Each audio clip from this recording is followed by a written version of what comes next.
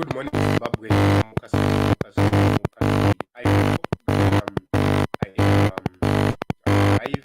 I'm here. My name is Ronald.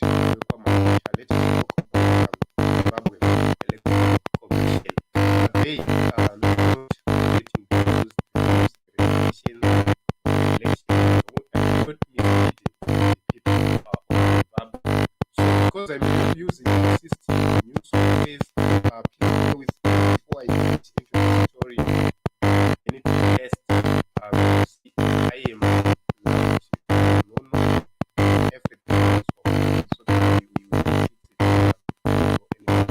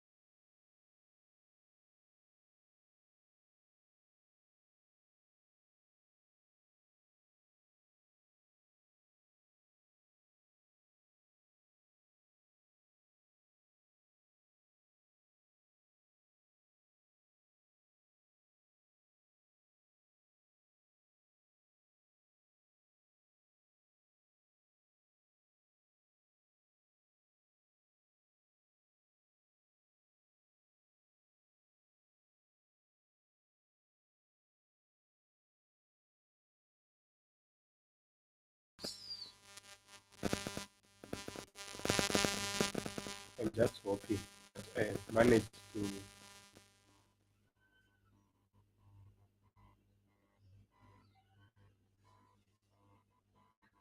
actually fix it. So, Team Zimbabwe, let us have a look on what ZEC spokesperson said.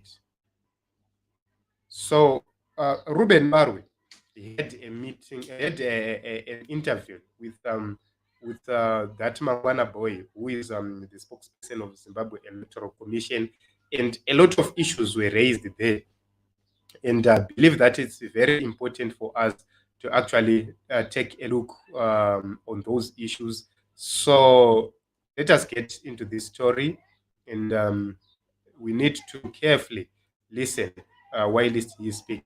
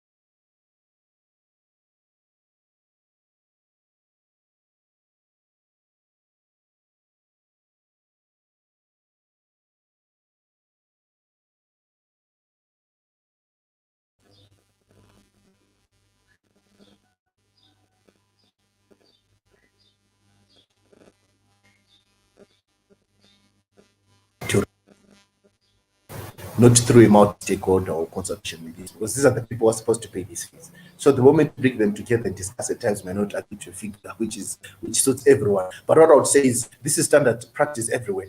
And it's unfortunate that some of them are seen as if we're closing, the democratic space, but actually we're improving good governance and the best democracy that is required. Because surely you cannot get out of nowhere and say I want to represent a constituency and run simply because the requirements are on the lower end.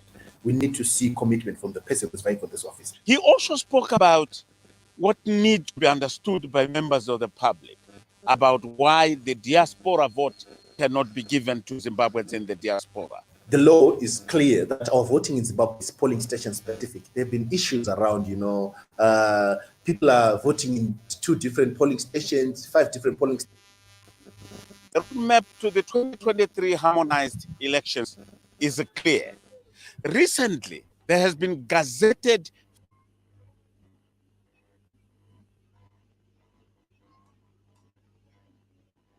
the roadmap.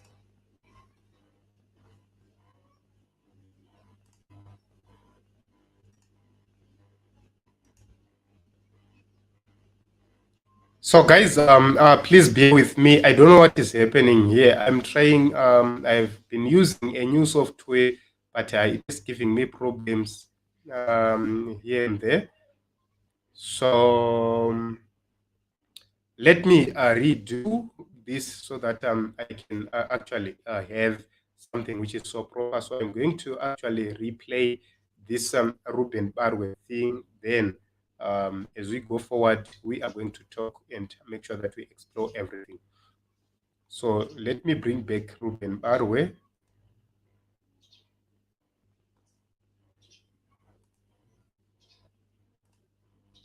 Up to the 2023 harmonized elections is clear. Recently, there has been gazetted fees. For one to become a president, you need to cough out 20,000 American dollars or its equivalent. And what is disturbing is a lot of pretenders have been coming on wanting to become presidential candidates. And Zimbabwe Electoral Commission had to put its feet down. We need to see commitment from those that intend to fight for this office. So for the presidential 20,000, it's not really the first thing in this country. It is happened across the country. In other countries, actually, there's registration and regulation of political parties. And some of the requirements are so steep that not even everyone is able to register a political party. But in Zimbabwe, that has been there. So this is also one of the things that will ensure that as we get to 2023, the printing of the ballot paper, the printing of electoral material, when you have 23 presidential candidates, and even if you look at wards, for us now, for people to contest in wards for council positions, they don't pay anything. So we're also seeking to see to the introduction, because the one that we've gazetted is for the party list for senators as well as councillors, which are going to be the provincial councils. But for those that are vying for local authority positions, they're not paying anything. You just need to be 18 years and then the citizen of this country. But you're going to be really, implementing bylaws in a local authority. You're going to be running budgets for councils. So we need to also see commitment, because whoever has to run for public office must not be financially insolvent. There is also another element which concerns the number of voters in a given constituency, a ward, or the country as a whole, provinces, who should give signatures to say, this is the man we know. Do you have it in all these instruments which have been published? There are people that voted for, they participated in the election. There were over 5 million. So if you look at that number, and someone only requires maybe 1,000 people that say we are supporting this person, the numbers may be low. We may need to revisit that. We need also to see your commitment. You are vying for public office, you intend to represent the people, you intend to make the laws of this land, you intend to administer the CTF funds. There is need for you to commit. You're not only supposed to come in for benefits, but also show your own commitment so that we know that you are serious for the interests of the public. The Commission is empowered to regulate these fees, not through a multi-stakeholder or consultation with this, because these are the people who are supposed to pay these fees. So the moment you bring them together and discuss, at times may not agree to a figure which suits everyone. But what I would say is this is standard practice everywhere. And it's unfortunate that some of them are seen as if we're closing the democratic space, but actually we're improving good governance and the best democracy that is required, because surely you cannot get out of nowhere and say I want to represent a constituency and run simply because the requirements are on the lower end. We need to see commitment from the person who's vying for this office. He also spoke about what need to be understood by members of the public about why the diaspora vote cannot be given to Zimbabweans in the diaspora. The law is clear that our voting in Zimbabwe is polling station specific. There have been issues around, people are voting in 2 different polling stations, 5 different polling stations to cap for that. Then the commission introduced polling station specific voting for you in the day of voting. If you're registered to vote in Kambuzuma and you happen to be at a funeral in Mtara, you can't approach any of the polling station to vote. You can only cast your vote in Kambuzuma, where you're registered to vote. And this, some people have made arguments in terms of the diaspora vote to the court. And the court say that if you don't happen to be at your polling station during the elections, you're not able to cast your vote. Similar thing to those in the diaspora, they should come and register with the address that is within Zimbabwe, because we don't have a database of polling stations that are available outside this country. We're also pushing for the public, to understand the issues around the data and the personal privacy of people's information. If you go to other countries, Mr. Ruben, you don't get access to the voters or including people's identity numbers. At times they'll give you the first letters and the last 3 to show that you don't get everything about an individual, because this is a public document according to the constitution of the land. And someone will get into a building which have never been in, they'll sign up as Ruben Barrow in the ID, which is very correct. How can you deny? Because your name, your sex, your identity number, your address. And also issues around criminality, because when you register to vote, you're a businessman and people know where you stay. That's straight to us. So in terms of standard practice that are pushed forward, it's important for us to also consider that, to see how we can then limit the information that we give to the public. You as an individual to be able to inspect all your voter registration details, but for someone else to then inspect all your voter registration details and collect them, it becomes very tricky. Ruben Barwe at the Zimbabwe Electoral Commission in Harare.